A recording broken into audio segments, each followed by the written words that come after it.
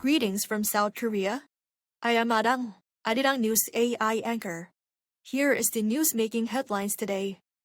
On this day commemorating the 76th anniversary of the outbreak of the Korean War, President Lee Jae-myung showed his appreciation for the devotion and sacrifices made by war veterans. Speaking at an event marking the anniversary, President Lee vowed to bolster support for veterans and the bereaved families of those killed in the war, calling for extraordinary compensation for their extraordinary sacrifices. He also thanked the UN veterans, adding that their solidarity evolved into today's steadfast partnership with South Korea. Lee noted that Korea bears a responsibility to repay the debt of gratitude it owes them. He vowed to maintain peace on the Korean peninsula and keep it free from any concern of conflict. Technical-level negotiations between the United States and Iran are set to resume in Switzerland next week. Pakistan's foreign ministry said Wednesday that the two sides will return to the negotiating table within days, after hours of discussions in Birkenstock on Monday. Lebanon remains a major sticking point, with Tehran again demanding that Israel withdraw its forces from southern Lebanon. Israel, however, insists its troops will remain in place.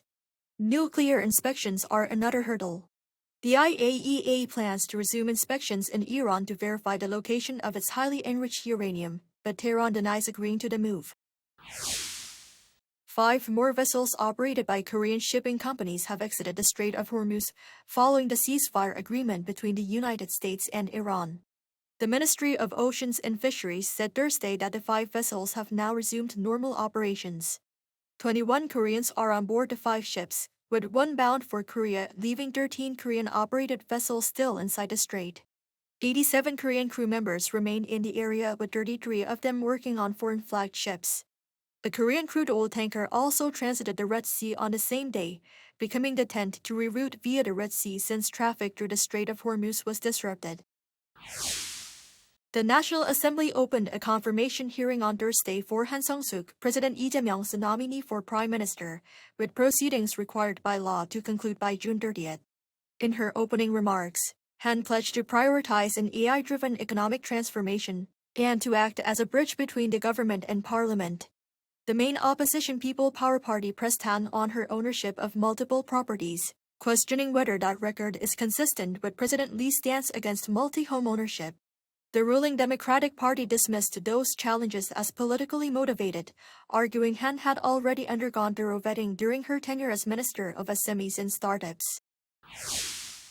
South Korea suffered a disappointing 1-0 defeat to South Africa in its final Group A match at the 2026 FIFA World Cup. Missing out on automatic qualification for the round of 32, the Tiguk Warriors finished third in the group with 1 win and 2 losses. In the second half, South Korea struggled to find a breakthrough before South Africa scored from a counterattack.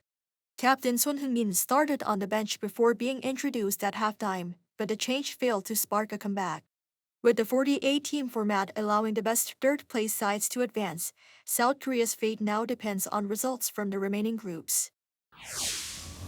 That is all from me today. Thank you for watching.